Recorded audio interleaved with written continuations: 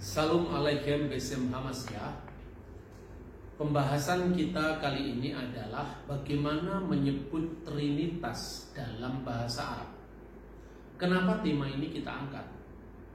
Karena di dalam dialog Kristen Islam, tema Trinitas adalah tema yang sering menjadi perdebatan klasik sampai hari ini. Profesor Alfred Gillon, seorang Islamolog yang sangat tersohor dalam bukunya Islam, berkata bahwa gagasan tentang Allah, Tuhan, Sang Pencipta langit dan bumi dalam kedua agama selalu seiring, bersetuju dalam segala hal kecuali ketika memasuki pembahasan tentang Trinitas. Mengapa Trinitas itu menjadi sesuatu yang diperdebatkan? Hal ini harus diakui bahwa di dalam Al-Quran sendiri dikembangkan sebuah pemahaman yang itu bisa diarahkan kepada semacam pengertian Trinitas, sekalipun itu tentu bukan Trinitas. Salah satu dari teks Quran yang dijadikan rujukan itu adalah surat Al-Maidah ayat 73. Di sana jelas bahwa bahkan distigmakan kafir orang yang mengatakan sesungguhnya Allah itu adalah ketiga dari yang tiga. Kata kuncinya adalah laqad kafara alladziina qalu innallaha salisu salasin. Sungguh telah kafirlah orang yang mengatakan bahwa Allah adalah ketiga dari yang tiga. Wa ma min ilahin illa ilahu wahid. Padahal Allah itu esa. Padahal tidak ada ilah kecuali satu-satunya ilah. Tidak ada sembahan kecuali satu-satunya sembahan. Terhadap keberatan ini, artinya keberatan bahwa seolah-olah orang Kristen tidak mengindahkan hukum Tuhan, bahwa Tuhan itu esa. Tentu kita bisa berdebat panjang tentang masalah ini. Yang pertama adalah kata kunci innallaha salisu salasin. Pertanyaannya, apakah benar Trinitas itu dalam bahasa Arab adalah salisu salasin? Tentu untuk itu kita harus cek and recheck dari literatur Kristen yang berbahasa Arab sendiri. Saya berikan contoh. Ini adalah buku yang ditulis oleh Abuna Fadil Sidarus. Ya, ini adalah Dirasah Lahutiyah di Sakakini, Kairo, dan kemudian diterbitkan oleh Darul Masrik Beirut tahun 1999. Jelas dalam buku yang saya tunjukkan ini, Tritunggal itu memang terjemahannya di dalam bahasa Arab secara harfiah itu adalah salus al-akad, as-salusul akad. Jadi ketiga yang esa. Karena itu gereja-gereja dalam bahasa Indonesia kita menyanyi ketiga dari yang tiga, tidak, ketiganya yang esa. Jadi tidak ada ketiga dari yang tiga seperti yang dikemukakan oleh Al-Quran. Oleh karena itu, ketika kita membaca teks-teks teologis di dalam bahasa Arab, tentu kita harus membandingkan dengan apa yang sering disalahpahami oleh mitra dialog kita. Kemudian yang kedua, keberatan dalam Al-Quran tadi dinegasikan ya dengan alasan atau dikecualikan dengan alasan bahwa kenapa kamu mengatakan Allah itu ketiga dari yang tiga? Padahal ya tidak ada ilah kecuali satu-satunya ilah. Wa ma min ilahun illa ilahun wahid. Tidak ada ilah kecuali ilah wahid, satu-satunya ilah. Dan keberatan ini tentu bisa diterima oleh orang Kristen. Artinya apa? Bahwa iman Kristen sendiri mengakui bahwa Allah itu esa. Bahkan di dalam Alkitab terjemahan bahasa Arab ya, yang diterbitkan oleh Darul Kitabul Muqaddas fi Syarqil Awsat di Beirut pada bagian perjanjian baru, yaitu Risalah Bulus Rasulil Awal ila Ahli Korintus, atau surat Rasul Paulus yang pertama kepada jemaat di Korintus. Jelas-jelas teks dalam bahasa Yunani, Audeis Theos Eimiheis, itu diterjemahkan dengan wa alla ilaha illallahul ahad. Ini jelas sama dengan apa yang disampaikan oleh Al-Quran. Jadi Al-Quran menolak bahwa orang-orang yang mengatakan Allah adalah ketiga dari yang tiga itu tertolak, bahkan disebut kafir. Dan alasannya karena tidak ada ilah lain kecuali hanya satu-satunya ilah atau satu-satunya Tuhan. Ternyata apa yang disampaikan Quran itu persis sama juga disampaikan di dalam Alkitab Perjanjian Baru. Bahkan itu adalah misfah harisona, hukum yang paling utama. Sebagaimana ketika Kristus ditanya, hukum mana yang paling utama dari segala hukum yang ada? Yesus mengatakan, Shema Yisrael, Adonai Elohenu, Adonai Echad. Dengarkanlah wahai Israel, Isma'u ya Israel, Ar-Rabbu ilahuna Rabbun wahid. Sesungguhnya Tuhan sembahan kita itu adalah sembahan yang esa, itu adalah Tuhan yang esa. Kemudian saudara-saudara, jadi ada pertanyaan lain yang seringkali muncul, yaitu berkenaan dengan ungkapan-ungkapan atau terminologi teologis. Kristen sendiri seringkali hanya mengucapkan asyalus atau Tritunggal, itu hanya diucapkan asyalus seperti dalam buku ini ya, Al-Iman Bisalus, iman kepada Tritunggal. Nah, di sini kan cuma dikatakan syalus. Bukankah seperti yang disebutkan dalam Al-Quran, wala taqulu salasa, jangan kamu mengatakan tiga. Ini disebutkan di dalam surat An-Nisa ayat 171. Yang jelas-jelas dikatakan di sana, ya ahlal kitab, wahai ahli kitab, artinya orang Yahudi dan orang Kristen, la taqlu fid dinikum wa la taqulu Allahu ilal haq. Jangan berlebih-lebihan kalian dalam agama kalian, dan jangan berkata tentang Allah kecuali yang benar. Di sini kaum ahli kitab artinya orang sebelum zaman Islam, maksudnya Yahudi dan Kristen, itu berlebihan dalam agamanya dan mengungkapkan sesuatu tentang Allah secara tidak benar. Lalu Al-Quran memberikan pedoman atau memberikan kanun bagaimana yang benar, khususnya pendapat tentang Isa, tentang Al-Masih. Itu diungkapkan, Innamal Masih Isa bin Maryam, sesungguhnya Al-Masih Isa putra Maryam itu Rasulullah, adalah Rasul Allah. Wa kalimatuhu alqaha illa Maryam wa ruhun minhu, dan dia adalah firman-Nya yang diberikan kepada Maryam dan roh daripadanya. Secara harafiah memang terjemahnya begitu, bahwa di dalam Islam mengartikan kata kalimat Allah atau kalimat minhu atau wa kalimatuhu alqaha ila Maryam itu diartikan sebagai Isa itu dikandung atau diciptakan dari firman dari dia. Itu adalah urusan penafsiran teologis. Artinya orang Kristen tidak perlu masuk di dalam tafsiran Islam. Tetapi jauh sebelum munculnya agama Islam, gelar Yesus sebagai kalimatullah itu sudah ada dalam Alkitab.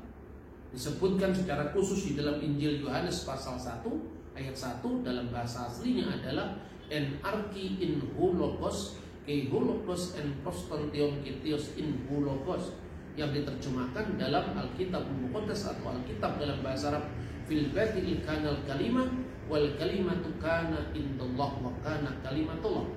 Tentu ini memiliki perbedaan penafsiran dalam Kristen dan dalam Islam. Tetapi artinya kalau keberatan Islam itu dijelaskan tentang posisi Isa yang sebenarnya sebagai kalimatullah, Kristen mengakui jauh sebelum munculnya agama Islam. Dan kemudian waruhum minhu, dan roh daripadanya. Dalam Islam itu ditafsirkan sebagai gelarnya Nabi Isa sebagai Rohullah. Di dalam Kristen jelas bahwa Roh Allah itu adalah proses dikandungnya Yesus ketika firman itu nuzul menjadi manusia. Jadi Maria ketika didatangi oleh malaikat, atau Maryam didatangi malaikat, bagaimana aku akan mengandung sedangkan aku tidak bersuami atau belum bersuami? Malaikat berkata, Roh Kudus akan turun atasmu dan kuasa yang maha tinggi akan menaungi engkau, sehingga anak yang kau lahirkan akan disebut Kudus, anak Allah. Jadi Roh Kudus ini diartikan sebagai Roh Allah sendiri yang menjadi penyebab dikandungnya Kristus dari perawan Maryam, bukan sekedar gelarnya Yesus Kristus. Karena Yesus Kristus tidak digelari Roh Allah dalam iman Kristen. Roh Allah itu Roh Kudus. Dan Tritunggal Maha Kudus mengajarkan kepada kita bahwa Bapa, Putra, dan Roh Kudus itu memiliki keunikan masing-masing dalam keesaan yang kemudian disebut sebagai persona. Meskipun ini harus dicatat dengan hati-hati, orang Kristen tidak pernah mengartikan persona sebagai tiga pribadi yang terpisah. Karena jelas-jelas bahwa Bapa, Putra, dan Roh Kudus itu adalah satu eksistensi, satu wujud. Wujud ini bukan wujud secara fisik, artinya satu eksistensi.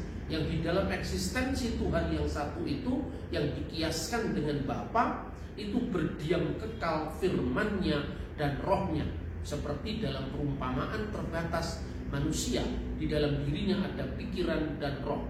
Roh dan pikiran itu tinggal dalam diri manusia, tetapi tidak ada tiga manusia. Hanya bedanya di dalam diri Allah. Bapa, Putra, dan Roh Kudus itu memiliki pusat-pusat kesadaran tersendiri yang di dalam bahasa teologis disebut persona, atau dalam bahasa Yunani hipostasis. Hipostasis atau persona itu tidak sama dengan person dalam bahasa Inggris. Karena itu bapak-bapak gereja dan juga ungkapan teologis resmi mengungkapkan diskresi non separatif, distingsi non divisi, yang artinya bisa dibedakan tapi tidak bisa dipisahkan, dan memiliki keunikan masing-masing antara Bapa, Putra, dan Roh Kudus itu sebagai pusat kesadaran tadi, secara tanpa terbagi atau secara tak terbagi, makanya non divisi. Nah, saudara-saudara, kita lanjutkan bagaimana sekarang ungkapan-ungkapan teologis dalam liturgi gereja, dan ini sangat penting. Bagaimana Tritunggal itu diungkapkan dalam bahasa Arab. Ini salah satu buku Holy Liturgy, yaitu buku liturgi suci di dalam bahasa Arab dari liturgi Basilius Agung, ya, yang dikenal dengan kitab Kullaji al-Muqaddas li Mar Basilius al-Kubra, ya, atau Basilius al-Kabir di dalam bahasa Arab, ya. Di sini kita bisa melihat bagaimana pengagungan terhadap Tritunggal itu memiliki kekhasan masing-masing, tapi secara tidak terpisah, secara tidak terbagi. Bagaimana ketika orang Kristen misalnya ketika liturgi mengucapkan misalnya Al-Masdulillahi Al-Masdulil Abi Walibni Waruhil Kudus, segala kemuliaan bagi Bapa dan Putra dan Roh Kudus, al-ana wa kullu awanin wa ila dahrid dahirin, amin. Segala kemuliaan bagi Bapa dan Putra dan Roh Kudus, sekarang dan selalu, serta sepanjang segala masa. Di mana kesatuannya di situ? Mungkin orang bertanya. Kan jelas dikatakan al-masdulil ab, segala kemuliaan bagi Bapa, wal Ibn dan Putra, wa Rohil Kudus dan Roh Kudus, al-ana wa kullu awalin wa ila dahri tuhur atau dahri dahirin, amin. Sekarang dan senantiasa serta sepanjang segala masa. Di Di mana kesatuannya? Begitu juga kalau kita membaca liturgi Basilius ini. Misalnya dikatakan masdan wa karomatan wa masdan lisalusil kudus al-ab wal ibni wa rahil kudus al-ana wa kulu awanin wa ila dahrid duhur amin. Masdan wa karimatan wa masdan. Masdan itu artinya sesungguh-sungguh mulia, ya. Maka kalau dikatakan dalam Alkitab wal kalimatu sara jasadan wa hala bainana, dan firman itu telah menjadi manusia dan tinggal di antara kita, wa ro'aina, dan kita telah melihatnya, masduhu, kemuliaannya, masdan, yang benar-benar mulia. Maka kalau dikatakan masdan wa karomatan wa masdan li salusul kudus al-ab wal ibni wa rahil kudus al-ana wa kulu awanin wa ila dahirin amin. Sebenar-benar kemuliaan, sebenar-benar keagungan hanya bagi Bapa dan Putra dan Roh Kudus, sekarang dan selalu sepanjang segala abad amin. Di mana letak keesaannya? Letak keesaannya ketika kita berdoa Bismillahi wal ibni wa rahil kudus al ilahu wahid, demi nama Bapa dan Putra dan Roh Kudus. Dan ini sebetulnya ungkapan yang kadang-kadang tidak menyebutkan al ilahu wahid atau cukup dengan al iman bisalus. Itu ketika teologi kita sedang menekankan keunikan masing-masing hipostasis. Tidak berarti hanya 3 tanpa ada kesatuan. Ini mirip saja kalau sesungguhnya umat Islam mengatakan sifat 20. Sifat 20 kan kadang-kadang tidak selalu mengatakan sifat 20 dari Allah yang Esa. Ya, orang sudah tahu bahwa sifat 20 itu adalah deskripsi dari Allah yang Esa itu. Yaitu wujud, itu ada. Kemudian kidam, wujud kidam baho mukhalafatul khawatisi qiyamuhu binafsihi, dan seterusnya. Wujud itu ada, kidam tak berpermulaan atau yang mula-mula, ya, tidak diawali oleh waktu, bahwa tidak diakhiri oleh waktu, kekal selama-lamanya. Qiyamuhu binafsihi, berdiri sendiri. Mukhlafatul khawatis, berbeda dengan makhluknya. Wahdaniyah, serba esa. Itu dalam Islam mengungkapkan yaitu bagaimana wujud Allah yang esa itu. Nah, saudara-saudara, Tritunggal itu bukan bicara tentang jumlah. Tritunggal itu bicara tentang sirullah as-salusul akad, yaitu rahasia Allah, misteri Allah. Sirul asror, yaitu rahasia segala rahasia, misteri segala misteri, yaitu Bapa, Putra dan Roh Kudus. Yang mengungkapkan apa? Mengungkapkan tentang Allah yang esa, yang berdiam kekal bersama-sama dengan firman-Nya dan Roh-Nya. Dengan demikian Trinitas itu berbicara tentang sifat datiyah. Sifat datiyah itu artinya bukan zat dalam bahasa Indonesia cair, padat, bukan itu. Kata dat dalam bahasa Arab itu artinya self atau substance. Huwa datuhu artinya dia sendirilah, himself.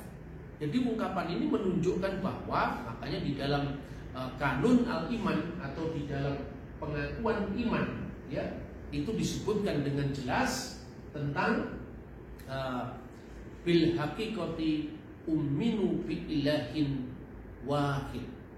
Dan sesungguhnya aku berkata, aku percaya bahwa hanya ada satu Allah, Allah, ya, Al-Ab, Allah Sang Bapa. Bapa itu merujuk kepada eksistensi ilahi. Tubid al-kul, yang menguasai segala sesuatu. Khaliqus samai wal ard, yang menciptakan langit dan bumi. Khaliq atas langit dan bumi. Kullu ma yura wa ma la yura, segala yang kelihatan dan yang tidak kelihatan. Yang tidak kelihatan itu makhluk-makhluk gaib seperti malaikat, setan dan sebagainya. Yang kelihatan adalah makhluk yang bisa dilihat ini, yaitu dunia dan seisinya. Kemudian yang kedua diungkapkan wabi Robin wahid, dan percaya kepada satu Lord, satu junjungan agung, satu Gusti, ya, yaitu Yesus Kristus, Ibnullahul Wahid, anak Allah yang tunggal. Di sini bukan anak dalam pengertian beranak secara fisik, karena dikatakan mauludu minal ab qabla kulituhur, yang dilahirkan dari Bapa sebelum segala abad. Tidak ada di dunia ini orang yang lahir dari Bapa, semua lahir dari Ibu. Terus apa artinya teks pengakuan iman atau kanun al-iman ini? Artinya merujuk bahwa ini bukan kelahiran fisik yang memerlukan pengandungan, yang memerlukan kelahiran, yang memerlukan bidan atau rumah sakit. Bukan itu. Tetapi ini ungkapan tentang pewahyuan diri Allah yang kekal melalui Sang Firman. Tidak seorang pun pernah melihat Allah.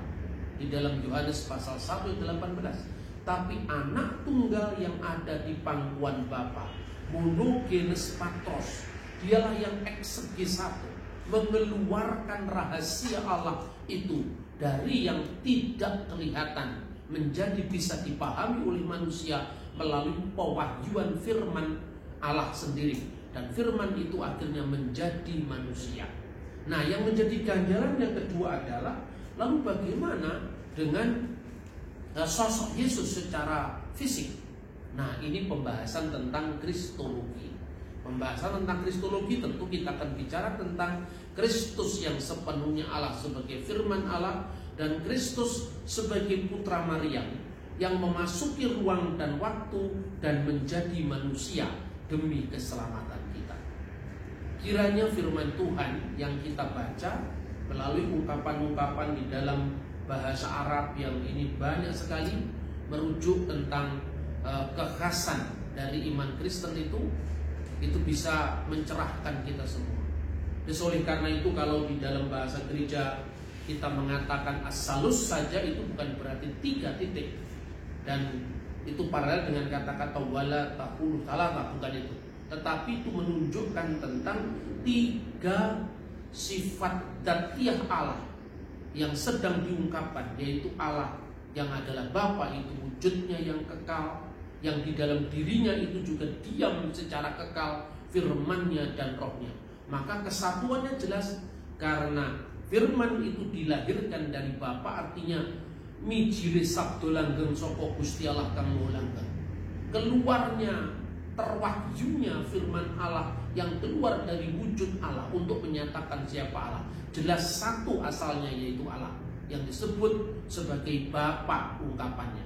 Lalu Roh Kudus juga demikian, roh kebenaran yang keluar dari Bapa.